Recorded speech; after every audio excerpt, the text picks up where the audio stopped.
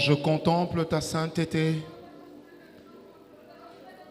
et même l'univers, ouvrage de tes mains, mon esprit me dit que je dois t'adorer. Quand je contemple ta sainteté. Merci Seigneur. Amen. Est-ce qu'on peut s'asseoir? Luc 4, verset 18. Luc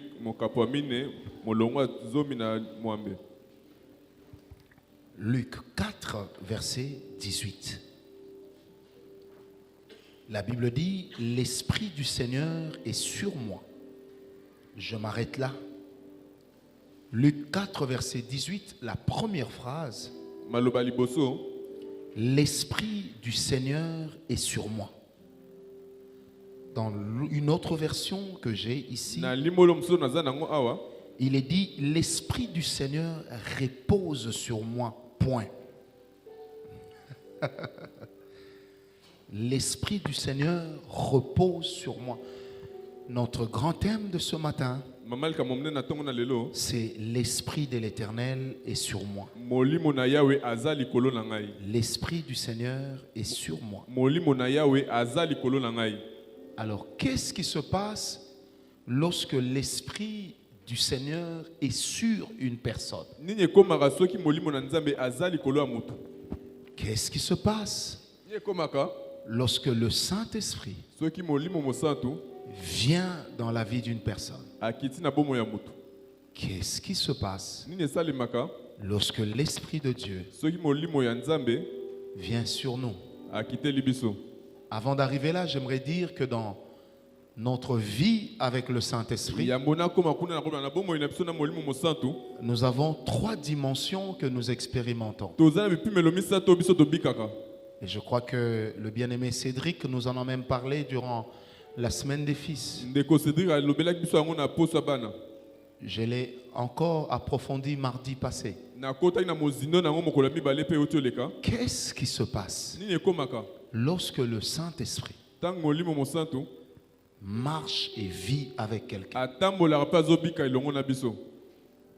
La première des choses, c'est que le Saint-Esprit, quand nous vivons avec lui, il y a une dimension où il est sur nous. C'est ce que nous allons voir. La deuxième chose, il y a une dimension où il est avec nous. Que fait l'Esprit avec nous? Eh bien, il marche avec nous. Il nous emmène dans la dimension d'intimité. Il nous amène à développer une amitié avec Dieu. Il nous amène à devenir les confidents du Seigneur. C'est là que la Bible déclare, il ne fait rien sans avoir prévenu ses serviteurs. Avant de faire, il dit qu'il va faire. Mais à qui le dit-il? D'abord aux personnes qui marchent avec lui. La troisième dimension, c'est lorsque le Saint-Esprit est en nous. Dans cette dimension, il assoit dans l'homme les valeurs chrétiennes. Il assoit en l'homme les qualités de la chrétienté. Et bien, si vous voulez savoir si quelqu'un a l'Esprit en lui, ce n'est pas dans la qualité des dons. Ce n'est pas dans la qualité des grâces. Mais c'est dans la qualité du témoignage. C'est lorsque son témoignage crie. Et Dieu donne à l'homme d'avoir un témoignage qui crie.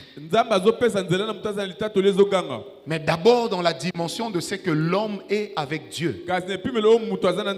Parce que l'Esprit en nous assoit les valeurs du salut. Pour connaître quelqu'un qui a un problème de conversion,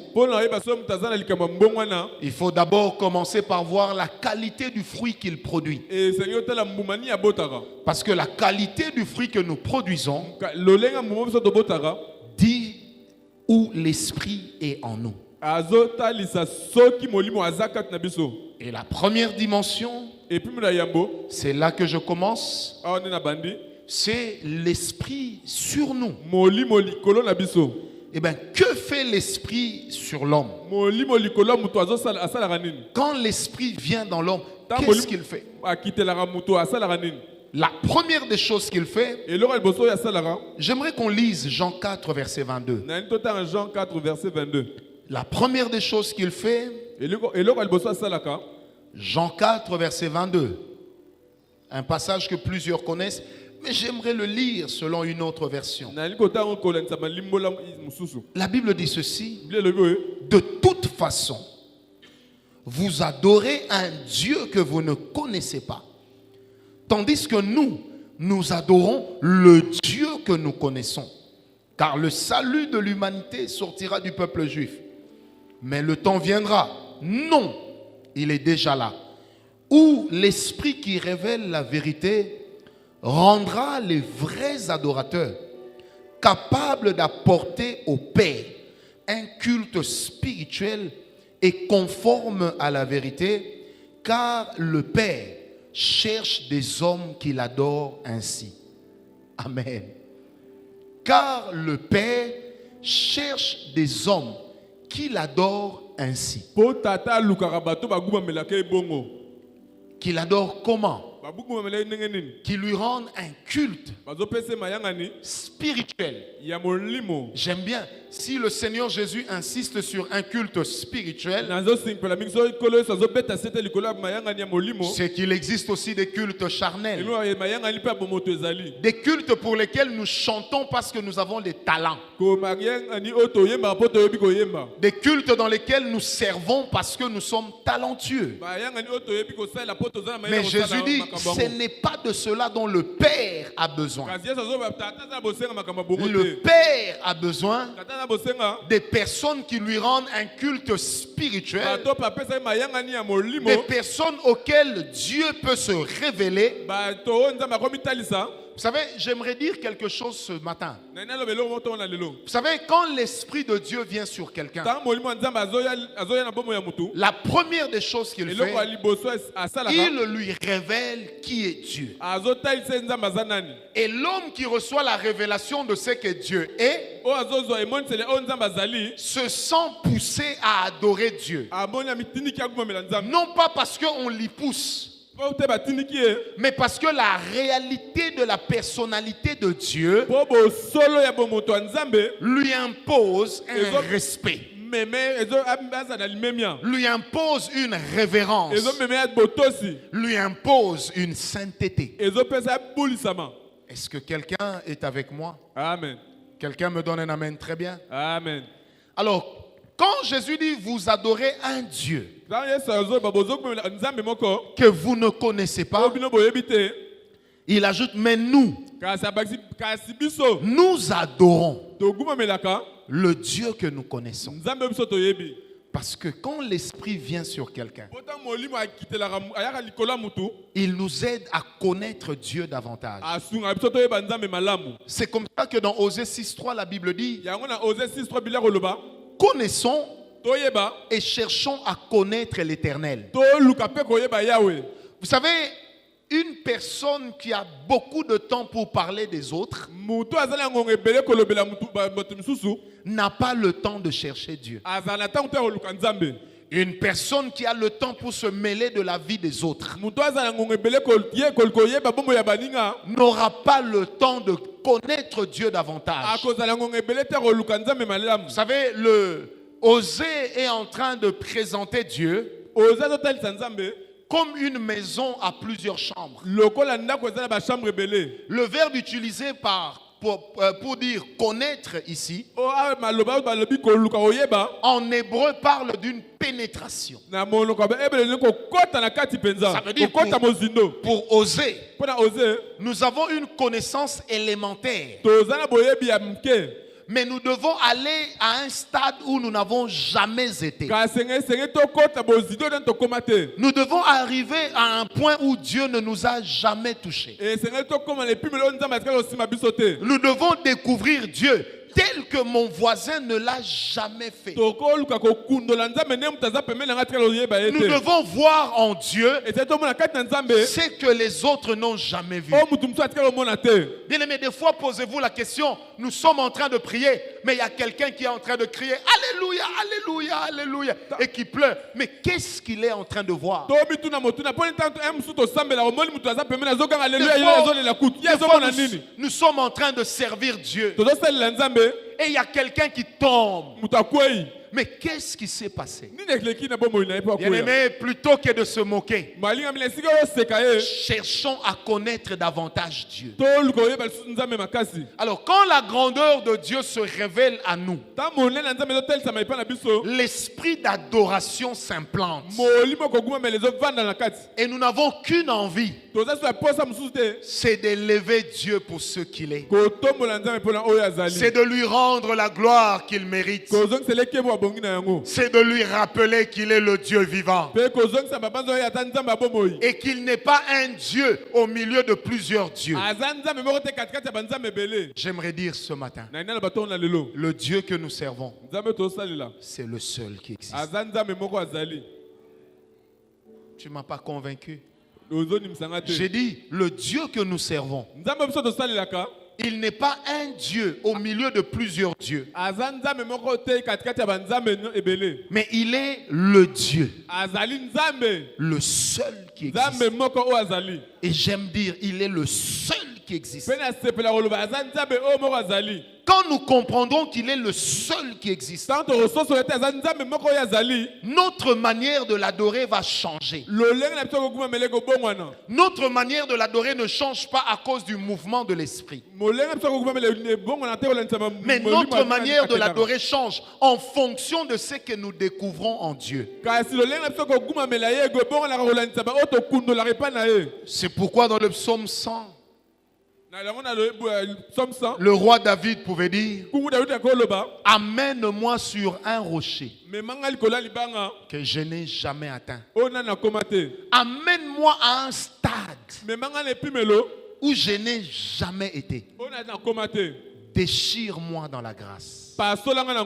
Introduis-moi dans ta faveur. Fais-moi quelque chose qui me montrera que c'est toi Dieu et qu'il n'y en a point d'autre. Est-ce que quelqu'un me donne un amen? Très bien. Bien-aimé, une personne qui a la révélation de Dieu est une personne qui apprend à être comme Dieu. Une personne qui a la révélation de Dieu est une personne dont l'esprit a d'abord été ébloui par l'éclat de Dieu.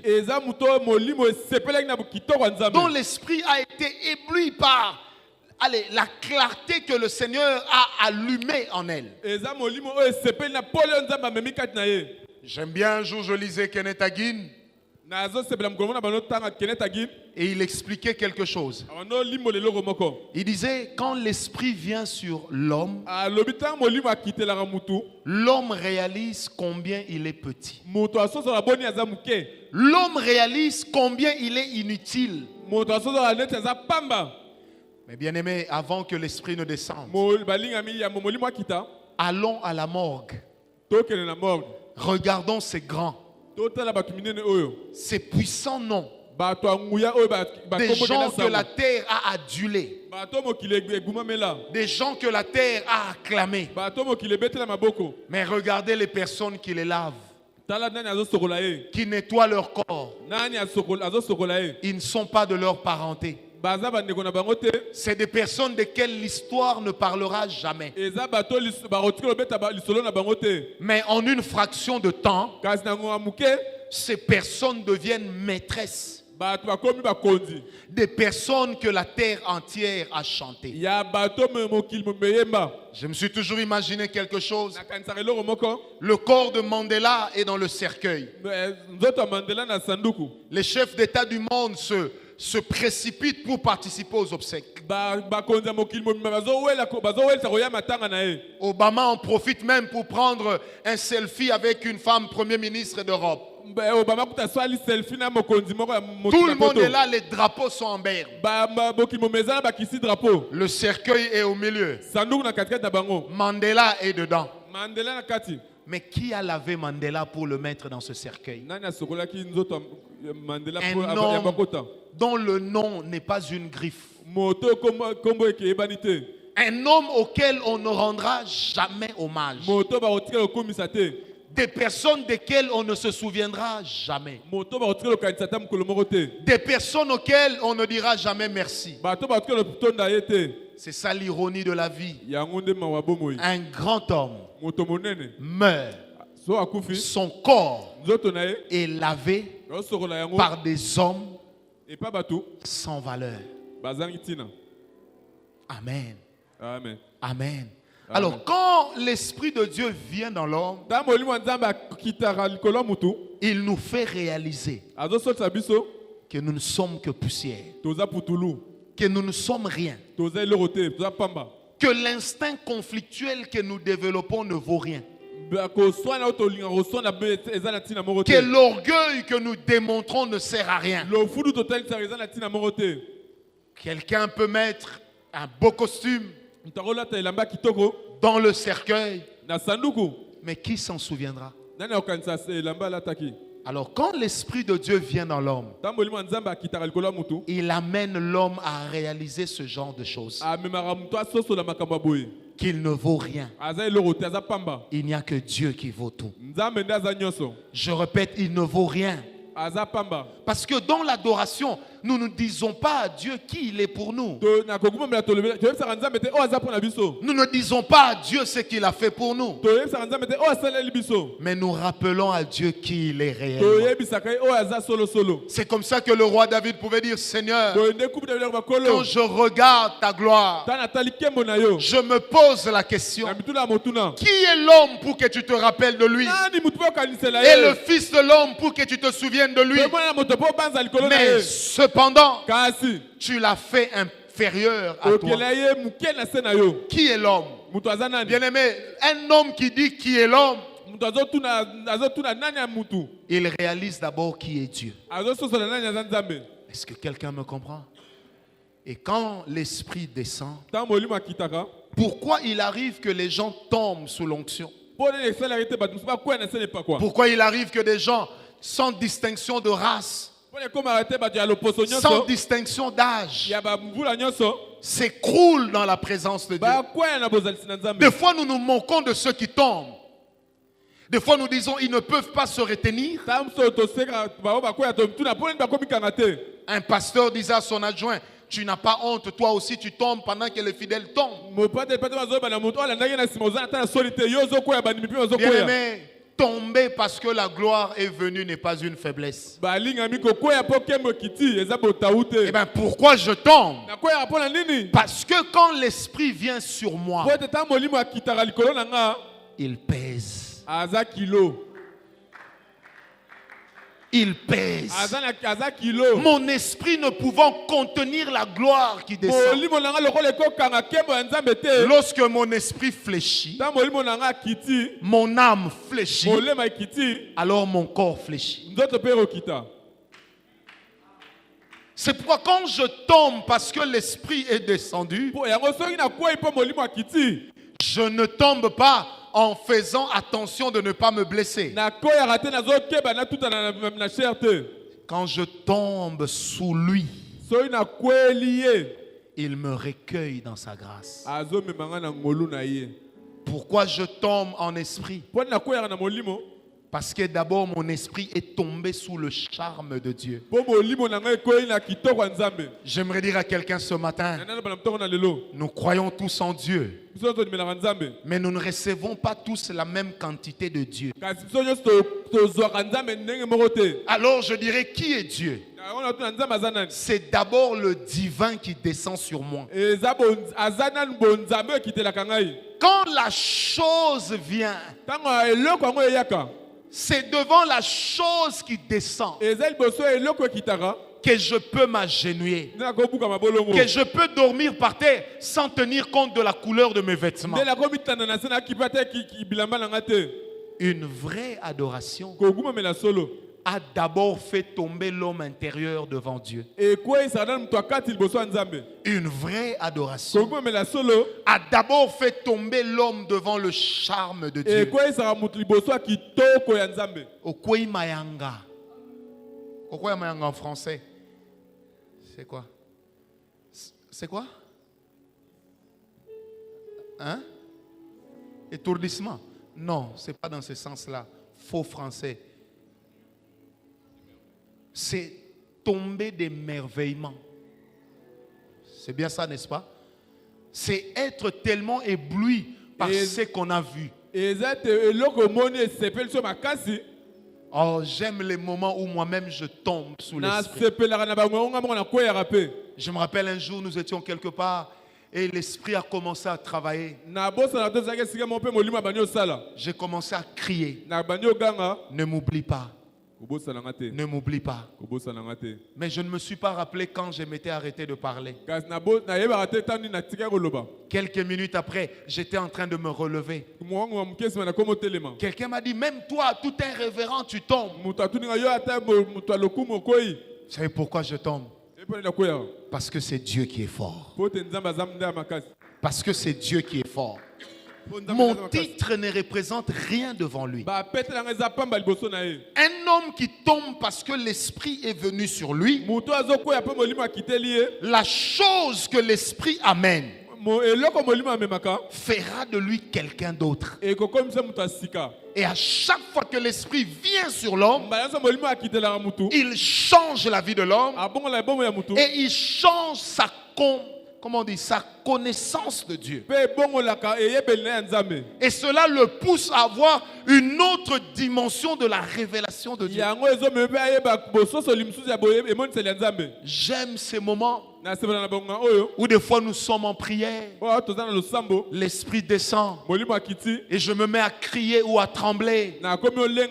J'aime ces moments où des fois nous sommes en prière, l'esprit de Dieu descend et de la tête jusqu'aux pieds, je sens que je suis en train d'être électrocuté. Mais qu'est-ce qui m'électrocute? Et j'aimerais dire ce matin, je n'en ai pas honte. Je ne suis pas un expert de Dieu. Je ne suis pas un expert. Dieu n'est pas une donnée que je maîtrise à fond. Dieu n'est pas une théorie que je contrôle. Dieu n'est pas un homme que je manipule.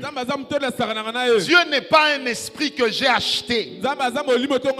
On n'enferme pas Dieu dans une calebasse. Mais le Dieu qui ne peut pas être enfermé dans une calebasse a accepté d'être enfermé dans un cœur. Et quand il descend avec sa gloire, le cœur de cet homme fléchit devant Dieu. Et il n'a qu'une parole. Toi seul est digne de recevoir l'honneur et la gloire, l'adoration et l'exaltation.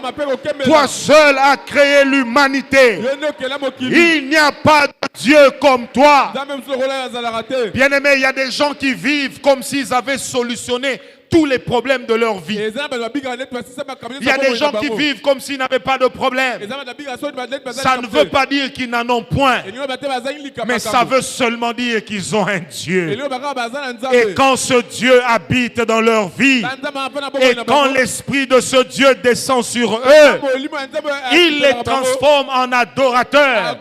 Parce qu'un adorateur oublie son problème, mais il ne pense qu'à une seule chose, c'est que la gloire gloire revienne à celui qui est élevé à jamais. Oh bien-aimé, j'ai connu des temps durs dans ma vie. Il m'arrive encore d'en connaître. Mais rien ne peut m'échapper.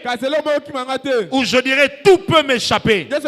Mais je ne peux jamais oublier qu'il y a un Dieu qui est au-dessus de tout. Bien-aimé, lorsque l'Esprit vient sur quelqu'un, il commence à solutionner des problèmes auxquels la personne ne pensait plus. Il commence à donner des réponses à des requêtes que la personne a oubliées. Amen. Je suis le Dieu qui te guérit. Je suis le Dieu de ta délivrance. Je déploie mes ailes et je fais couler mon onction. Bien-aimé, lorsque l'Esprit vient sur quelqu'un, vous allez voir que vous n'aurez plus le courage de lui dire votre problème. Mais vous n'aurez que le courage de l'élever. Maman Priscille, quand l'Esprit vient sur quelqu'un, la dimension dans laquelle tu l'adores, c'est la dimension des problèmes auxquels tu donnes des solutions. Et le nom par lequel tu adores Dieu impose au monde spirituel une activité qui sera une solution pour toi. Si je suis devant un cas de maladie, je n'ai pas toujours besoin de dire maladie sort. Parce que la maladie peut me résister. Mais si j'adore le Dieu de la guérison et que l'esprit de la guérison descend en ce moment, parce que la dimension dans laquelle tu adores, c'est la dimension dans laquelle tu opères. L'autorité ne dépend pas du nombre de paroles sorties, mais l'autorité dépend des paroles dont nous réalisons la portée. Quand je réalise ce que Dieu est capable de faire et que je lui dis, Seigneur, tu es le Dieu de la guérison, je n'en connais pas d'autre. Tu es le Dieu qui répond aux problèmes, je n'en connais pas d'autre. Je n'ai plus besoin de lui dire c'est quoi le problème. Mais quand l'Esprit descendra, les anges entreront en activité. Car il n'y a jamais eu la gloire sans les anges. Les anges sont comme nous. Ils servent là où la gloire descend. Est-ce que quelqu'un me comprend? La dimension dans laquelle j'adore Dieu, c'est la dimension dans laquelle j'opère. La dimension dans laquelle j'adore Dieu, c'est la dimension des problèmes auxquels je donne des solutions. Un homme qui adore Dieu dans une maison des malades, il doit élever le Dieu de la guérison sans lui demander de guérir qui que ce soit. L'Esprit descend toujours en fonction de la révélation que nous avons de lui. Tenez, dans Acte 1, verset 8, le Seigneur Jésus a dit restez ici jusqu'à ce que l'Esprit descende. Quand il descendra, il va libérer sa puissance, vous deviendrez mes témoins. Quand les disciples ont compris qu'ils pouvaient devenir des témoins, après la Pentecôte, Pierre va apporter le témoignage de ce que Christ est. Et pendant qu'il est en train d'apporter le témoignage, parce que la gloire était descendue dans la chambre haute, la Bible déclare que 3000 personnes donnèrent leur vie au Seigneur. Sans lance-voix, sans affiche, sans SMS, sans message WhatsApp. Mais qui a convaincu ces gens? Pendant que Pierre et les autres étaient dans la chambre haute, l'Esprit est descendu sur eux. Non, j'aimerais le dire autrement. L'Esprit est tombé sur eux. Le monsieur qu'on ne connaissait pas intelligent, Le monsieur auquel on ne reconnaissait pas un leadership, il reçoit l'esprit supérieur. Et quand il sort, on a comme une affiche de film. L'acteur principal, Pierre, est devant. Derrière lui, Jean et Jacques. Derrière eux, les autres disciples. Ensuite, ceux qui suivaient les disciples. Mais qui leur a dit que Pierre devait parler avant? Celui qui n'a jamais réalisé la grandeur de Dieu ne connaîtra jamais la valeur d'un aîné spirituel. La dimension de la révélation qu'on reçoit de Dieu, elle nous accorde une autre capacité de connaissance. C'est pourquoi ce matin, j'aimerais dire, je connaîtrai Dieu, mais je connaîtrai aussi la puissance de sa résurrection. J'aime bien ce témoignage de Don Moon. Il dit, il est allé à l'hôpital. Le médecin lui a dit, d'ici 45 minutes, ta soeur va mourir. Il dit, j'ai regardé ma soeur. J'ai compris qu'il n'y avait pas de solution. Je suis allé au couloir. Je ne voulais pas assister à la mort. Il dit, il a commencé à chanter. Je suis le Dieu qui te guérit.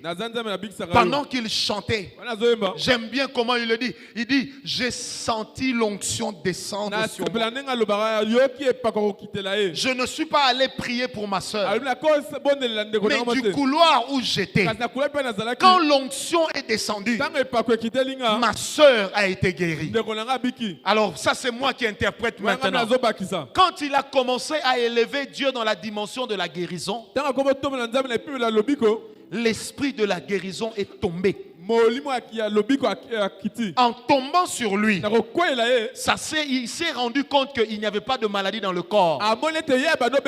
Mais pourquoi la révélation de la guérison à un homme qui n'est pas malade? C'est qu'il y a un malade dont la maladie touche cet homme. Alors, la guérison est allée jusque là où se trouvait le problème du malade. La dimension dans laquelle tu adores, c'est la dimension dans laquelle tu opères. La dimension de ton adoration attirera dans ta vie l'intervention divine. Dieu n'interviendra pas parce que tu as jeûné. Dieu n'interviendra pas parce que tu as prié. Dieu n'interviendra pas parce que tu as crié. Mais il interviendra en fonction de la révélation que tu as.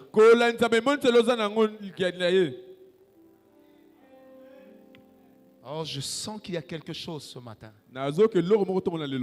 Et je prie ce matin que quiconque est malade soit guéri.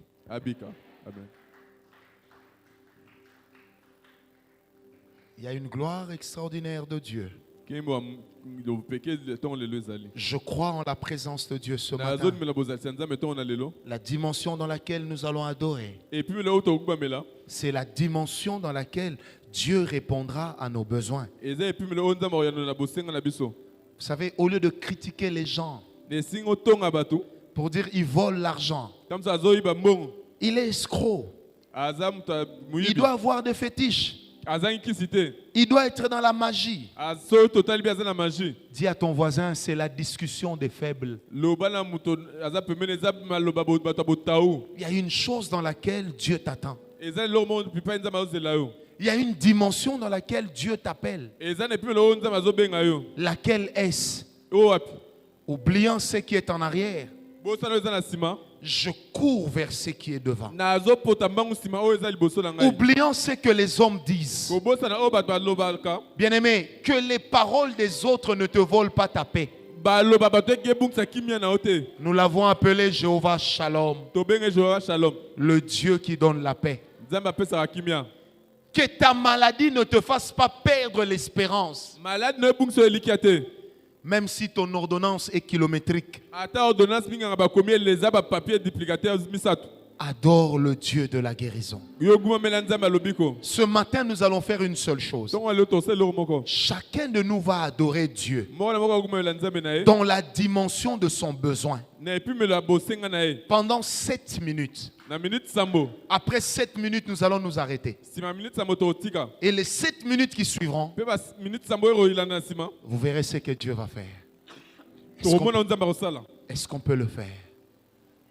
Je ne te demande pas d'être debout, je ne te demande pas d'être assis, je ne te demande pas d'être à genoux, je ne te demande pas de crier.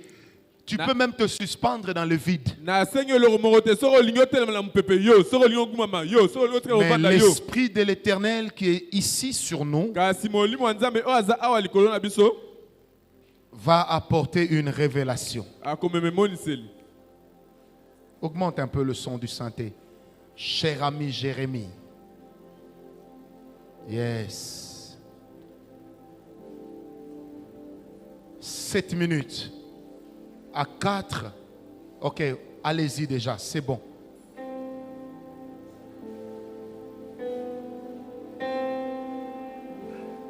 Il y a des gens ce matin qui auront une révélation claire et nette de la gloire.